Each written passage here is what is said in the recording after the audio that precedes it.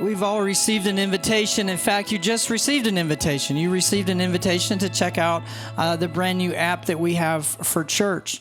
Anytime you've ever watched an ad or flipped through a magazine and there's an advertisement for anything, there's an invitation. Obviously, we're familiar with invitations. We get invited to birthday parties. We get invited to weddings. We get invited to graduations. We're invited to baby showers. Sometimes we're invited to dinner or to lunch or a cup of tea. Sometimes the invitations that we receive are more fun than others, like you get the invitation to go play golf, or you get an invitation to go to the Knights game. And we did that as a church this past Thursday night. It was really cool. I got to sit in a section, and where I was sitting, there was about 30, 35 of us all from church, and cheering and having such a good time. And I promised a couple of people that if we won the game, I would sport the team logo this morning. So that's what I'm doing. And I love our church because I really freak out about wearing something like this, and nobody has said a word about it. And that is awesome. That is just awesome. Let me just tell you, in the South, you cannot get away with this kind of stuff. Okay, I'm just telling you. Invitations. We all understand what invitations. Some invitations are cool. There's to play golf or to go to a game or to go to a dinner or something like that. Some invitations are not so cool, like a wedding during football season. Why would you do that? Graduation invitations, they're never at a good time. In fact, I asked my family if I had to go to my daughter's graduation. It's like, I don't have to go to that.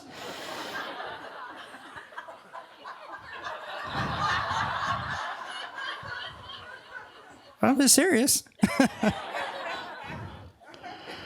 Have you ever thought about the invitations that are in Scripture, especially from Jesus?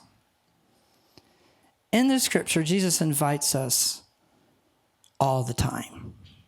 So many different things that he invites us to. And what we're going to do this morning is we're going to take a little bit, we're going to look at two invitations that Jesus gives us. They are foundational invitations.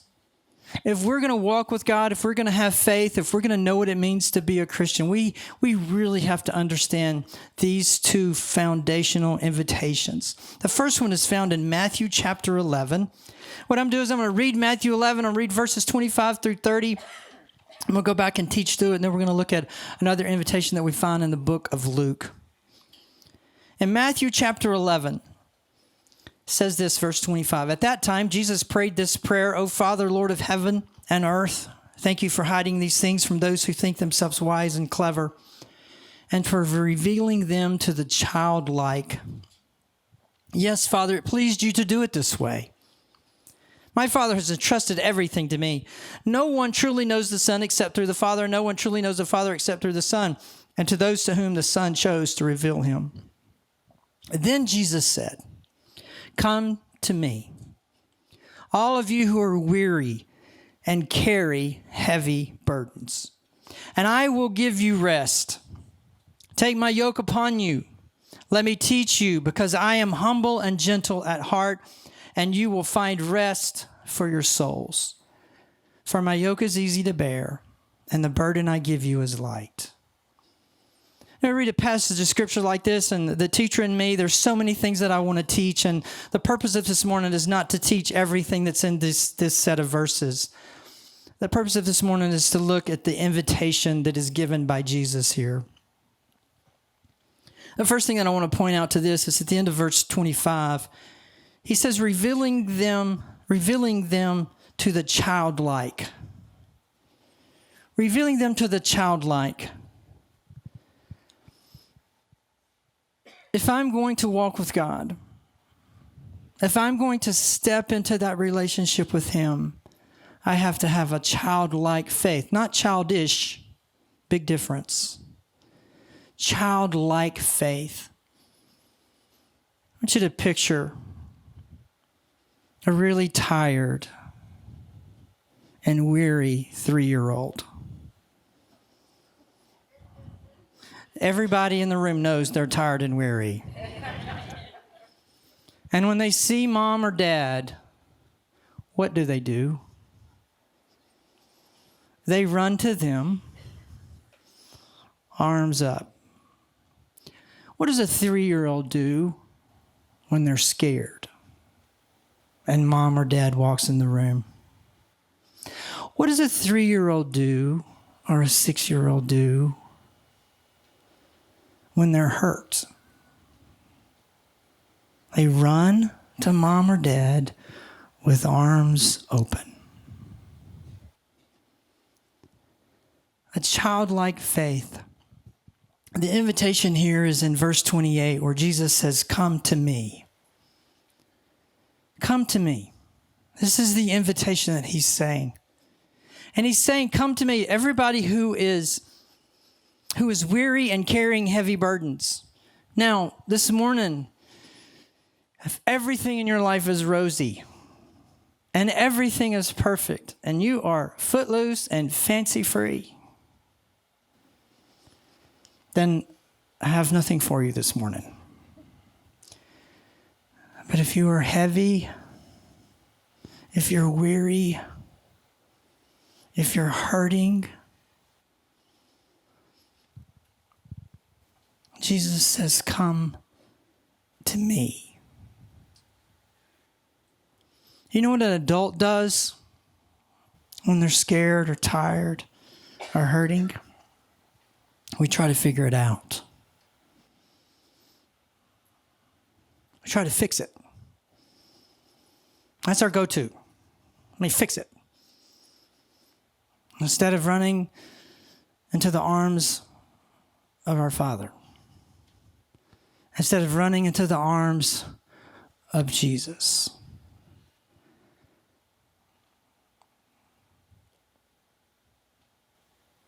He gives an invitation.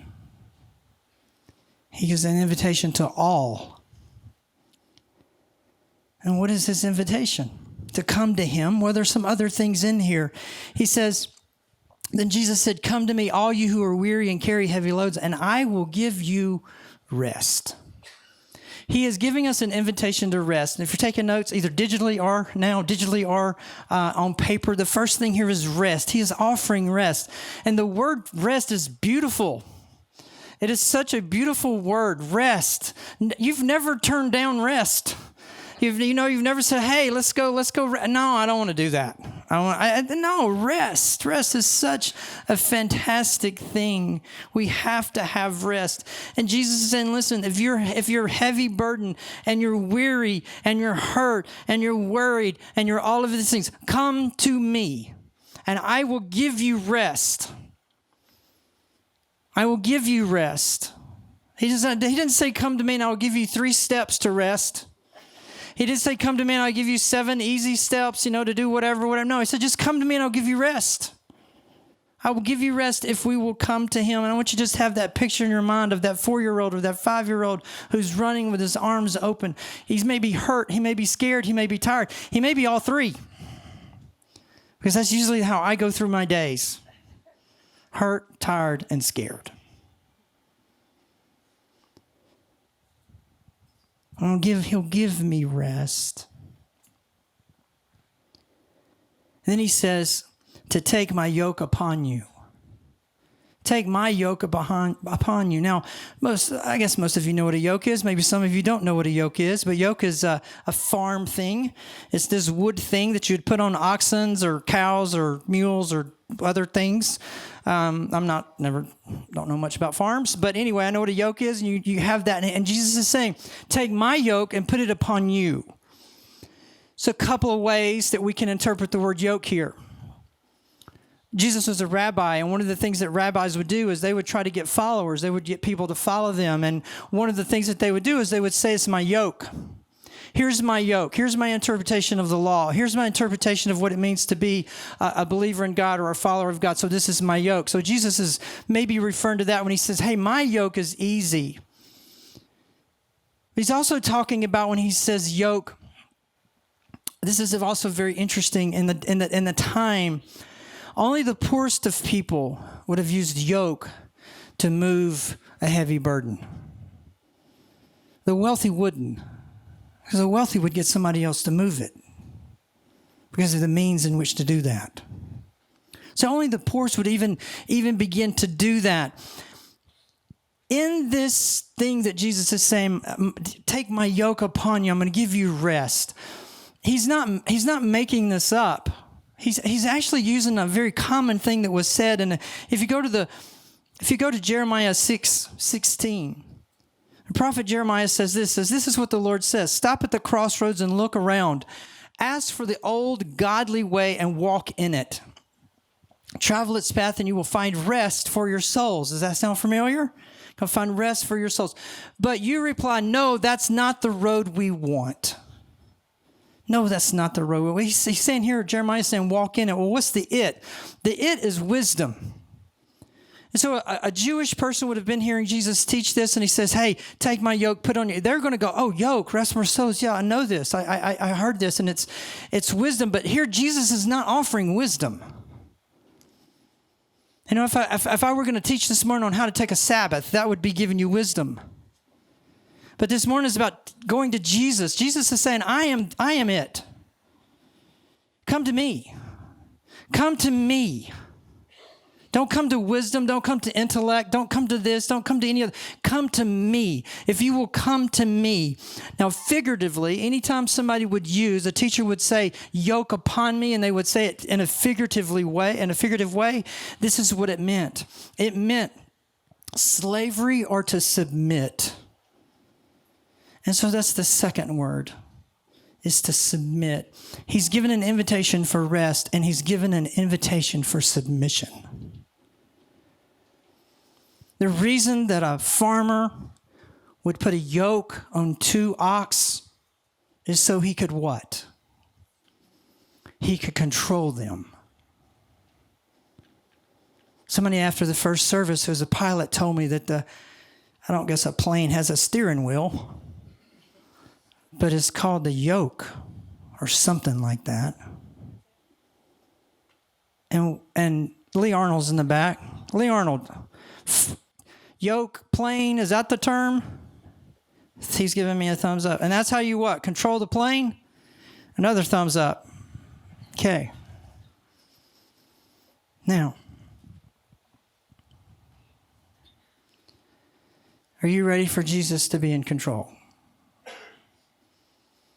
Because if you're not, his invitation doesn't work. You got to be willing to let him be in control. And as long as you're trying to control, that's not going to work. He's saying, like, here's the deal. Come to me. I will give you rest. Take my yoke upon you. There's this idea of submission. And that's exactly what they've heard. Okay, I've got to submit to him. I've got to be all in with him.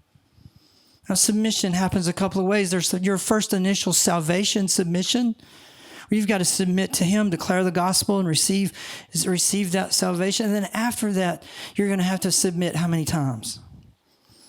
Jeez, all the time. That's why I'm weary, right? That's why we're burdened, because we're constantly trying to do these things. So he's sending out this invitation, and he's saying rest, and he's saying submit. And then it's when we quote this verse, or because we've heard this, if you've been in church very much, you've heard these verses for a long time. A lot of times we miss this next part. But he says, come to me if you're weary and you carry heavy burdens, and I will give you rest. A lot of times we just stop right there because that sounds amazing. Then he says, take my yoke upon you. Okay, so we're going to submit to him. Okay, it means he's in control. I'm not. Then he says, let me teach you. What? Let me teach you. This is learned behavior. I got to learn how to walk with him. I have to learn how to come to him. I have to learn how to go to him with my arms open and saying, I'm hurt, I'm lonely, I'm whatever, I'm tired. Jesus, I've got to learn how to do that before I try to fix it or try to solve it. He wants to teach me. So this is not just something, it's just something that I just don't get. It just doesn't happen. You know something else a child does?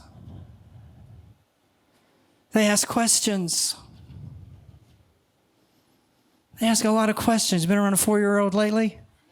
Been a 6-year-old lately? What are they doing? Nothing but questions. Do you go through your day asking God questions? Got to learn. And then he says, let me teach you because I am gentle and humble at heart, or I'm humble and gentle at heart. Now this is significant. I'm going to tell you why this is significant. I could say this is really important because we do not live in a humble and gentle world. Can I get an amen? Amen. We do not live in a gentle and humble world. Most of our homes aren't gentle and humble. The reason this is really significant is because this is the only time that Jesus described himself. There's other times he named himself, the Son of Man, the Messiah, Son of God. He named himself all the time. This is the only time in the New Testament where Jesus described himself. And the two words he used was humble and gentle. Wow.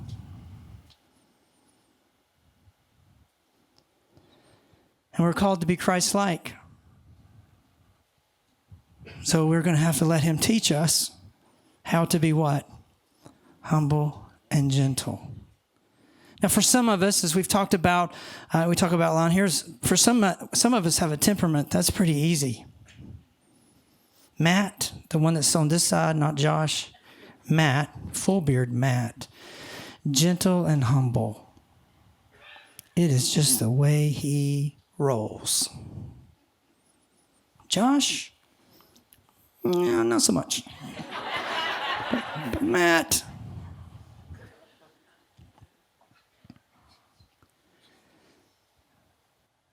Sometimes you got to make a whip and clean out the temple. But you have to do it with a gentle and humble heart. Can't hide behind our temperaments. Jesus says, I'm humble and gentle. Let me teach you. I'm not going to teach you. I'm not going to yell and scream at you. That's not what I'm going to do. I'm going to be gentle and I'm going to be humble. So let me teach you. And then he says, and you will find rest for your souls. You will find rest. I will find rest for my soul. You are body, soul, and spirit. Your body needs resurrection. If you're a Christian, your spirit needs nothing because it's one with Christ. But your soul is jacked up. And your soul desperately needs rest because it's weary and it's burdened. And Jesus says, I will give you rest for your souls. Notice that he doesn't say, come to me, take my yoke upon you, learn from me, and I will give you salvation. That's not what he's saying here. The word soul here is psych, is the word we get psych from, which is the word we get psychology from. It's the stuff, all the stuff that makes you. Your body makes you. Your body is how I know when Keith walks in the room because I can see Keith. And when Penny walks in the room, I know it's Penny because I can see her. Her body tells me who she is. But all that other stuff in us, our emotions and our thoughts and our talents and our gifts and our desires, all that stuff. Jesus wants to give us rest for that. And he's very specific here. I give you rest for your soul. Jesus is standing at the door knocking. Just like John said earlier, you're not waiting on God. He's waiting on you. And I got to learn how to open the doors. My soul is lined with doors. And Jesus is knocking on all of them. And he wants to come in. But I got to let him. It's an invitation. Isn't a knock on the door an invitation from the person outside for you to do what? Open the door. Let them in. It's so important for we understand here Jesus is saying, hey, childlike faith. You're going to run to him. Come to me. All you who are weary and carry heavy burdens, and I will give you rest. Take my yoke upon you. Submit to me. Let me teach you, because I am humble and gentle at heart, and you will find rest for your souls. Jesus is offering us a rest sandwich. He starts with rest and he ends with rest. There's another foundational invitation in the New Testament and the Gospels specifically that I think is very key in the foundation of our faith. It's found in Luke chapter 9, verses 22 through 25. In verse 22, Jesus says, the Son of Man must suffer many terrible things. Now, the Son of Man is who? It's Jesus. So Jesus is referring to himself. He's talking to himself, kind of like rappers talk to themselves. You know, we don't really do this. You don't usually use the first person. I mean, it would be kind of fun for a week to do that. Maybe I'll walk around the house this week going, the pastor at Anthem Community Church is going to take a nap. You know? Or the head of this household is going to drink milk out of the carton because I can. You know, that's just not that you don't want to walk into work saying that tomorrow, you know, whatever it is you do and referring to it. But Jesus would refer to himself and he's saying the Son of Man must suffer many terrible things. Oh my goodness, this is a great invitation. Hey, I want you to come on this trip with me. We're going to suffer many terrible things. I'm busy.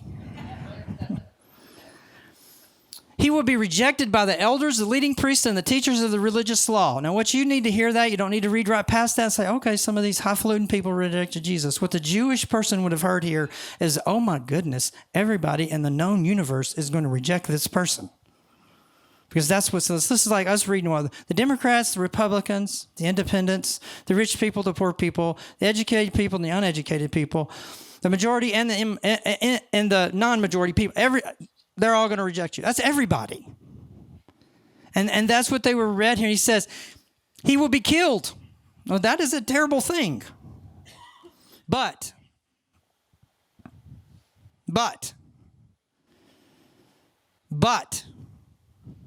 on the third day, he will be raised from the dead. Then he said to the crowd, okay, so he set him up. You following that? He's talking to a crowd. And he's saying the Son of Man is going to have to go through a lot of terrible things. He's going to raise from the dead. Then he said to the crowd, if any of you wants to be my follower, you must give up your own way, take up your cross daily and follow me. If you try to hang on to your life, you will lose it. But if you give up your life for my sake, you will save it.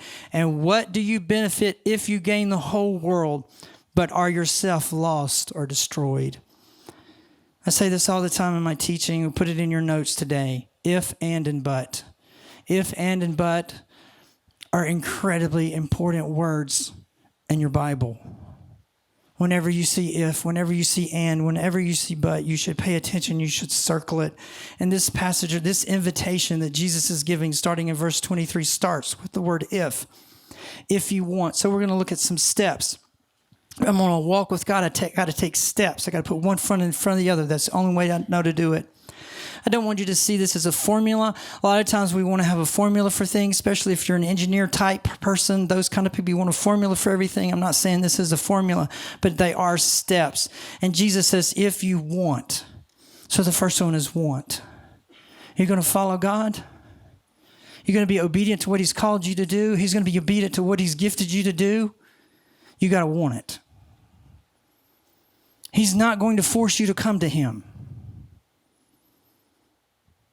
You got to want it. One of the things that we probably all should be praying is, God, help us to want what you want. Sometimes I write in my journal, Jesus, today I just want to want what you want. Because right now I don't even want that. I don't even want to want. But it starts with want. And if there is no want, if I don't want to do it, it doesn't matter. If you don't want to grow, it doesn't matter. If you don't want relief from the burdens, it doesn't matter. If you don't want to do the stuff, if you don't want to put the yoke on, it doesn't matter. If you don't want to submit to him, it doesn't matter. If you don't want his rest, it doesn't matter. You got to want it. If you want to follow me, you must give up your own way. Now, the word that is a lot of scripture is deny. You must deny yourself. Give up your own way. And I like the New Living Translation. And for those of you that always you ask about translations, and you should, I teach from the New Living Translation and the ESV. I go back and forth. Today, I just really like the New Living Translation way because of this right here. The word deny myself. Okay, what does that mean? I give up my own way. Give up my preference. Give up the way that I want to do it and the way that I think that it should be done. That's what I'm laying down. I'm not laying down my personality. I'm not laying down my temperament. God made me that way. I'm not laying down my gifts. I'm not laying down... what I'm laying down is my hopes and my dreams. That's what I'm laying down. That's what Abraham had to do. Abraham left New York and moved to Pahrump. He's a wealthy man, 75 years old. That is not what he wanted to do. But you got to lay it down. Deny yourself doesn't mean I stop being me, because God's created you to be you and he wants you to be you. But it does mean I have to lay down my hopes and my desires and my dreams. And this is important. Stay with me. This is what he does with our hopes and our dreams and our desires. When we lay them down, he resurrects them. He redeems them. He helps you to want what he wants. But I got to lay them down first. And he said, you got to want it, and then you got to deny. You got to give up your own way. And then he says, take up. Take up. Get up. Sometimes it's shut up. But take up is action, right? Got to do something. I got to step into this. I got to put some effort into this. I've got to do something. I just can't sit back and soak. It's just not me. I'm just not supposed to soak it in. I'm going to soak in his love. I'm going to soak in his rest. But there are times when I got to get up and I got to do stuff. I got to follow through. And so Jesus said, listen, you got to want it. If you want to be my follower, then you got to deny yourself. You got to give up this stuff. You got to give up all these things. Doesn't mean you have to sell everything you've got. Doesn't mean any of that. But you got to be willing to. You got to be willing to lay it down. And then I got to take up the cross. And the cross is what? The cross is an execution machine. And what do you do with an execution machine? You kill. That's what it's designed for. That's what it's used for. So I'm going to take up the cross as I'm in this process of denying. I'm in the process of giving up my own way. And by the way, in your walk with God, how many times do you think you need to give up your own way? Leads to the next word, which is daily. Daily. If any of you, isn't that an open invitation to all? If any of you wants to be my follower, you must give up your own way. Take up your cross daily. Not for a season.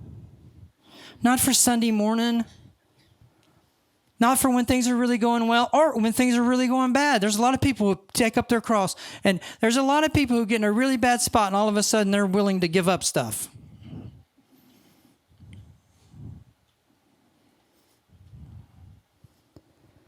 Daily. Follow is the last one. Take up your cross daily and follow me. couple of phrases to kind of help us understand what follow means, to kind of maybe in a little bit better terminology. It means to apprentice under. If I'm going to follow someone, I'm apprenticing under them. Y'all know what apprentice is. If you don't know what apprentice is, you can look it up on Google. We have free Wi-Fi now. By the way, don't be checking the scores. Another way is copy the details of my life. When Jesus says, follow me, he's saying, copy the details of my life. So if Jesus is gentle and humble, what am I supposed to be doing? Copying the details of his life. Do you know that Jesus never says to go to church? Wait a minute, what are we doing here? We're playing golf right now. He never says to go to church. He never says to go have a quiet time. But you know what he did? He went to church,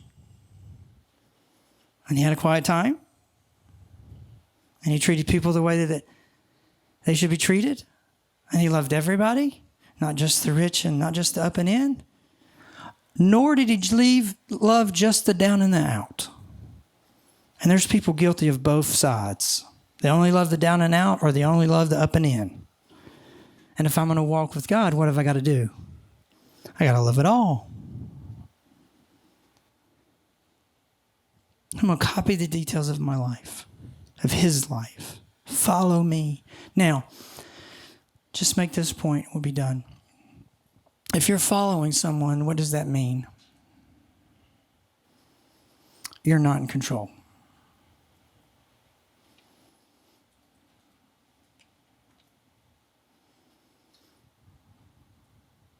And that's as simple as I know how to put it. If you're following someone, you're not in control. And Jesus says, follow me. Which means you have to give up control. 2 really important invitations. An invitation to the weary and the burdened. Come to me, and I will give you rest. Let me teach you. Learn from me, and I will give you rest for your souls. It's an invitation. The other invitation is if you want to follow me, there's some things you must do. You're going to have to give up. You're going to have to give up being in control. And you're going to have to do it daily so that you can follow him. So, are you going to RSVP the invitation or not? Let's pray. Jesus, your truth. I thank you for the fact that we can, a couple of 1,000 years later, we can open up your written word and we can read the words of Jesus. And we can understand it in context. And we can read the verses that set up the invitations and have a better understanding of what it is. Father, we know that in order to do something, we have to have at least some understanding of it. So, Father, in the best that we can, as a church and as individuals, we lay it down before you. Father, may we go to you instead of trying to fix it. And then may we understand the times when we need to get up and do the work necessary to follow you. In your name we pray. Amen.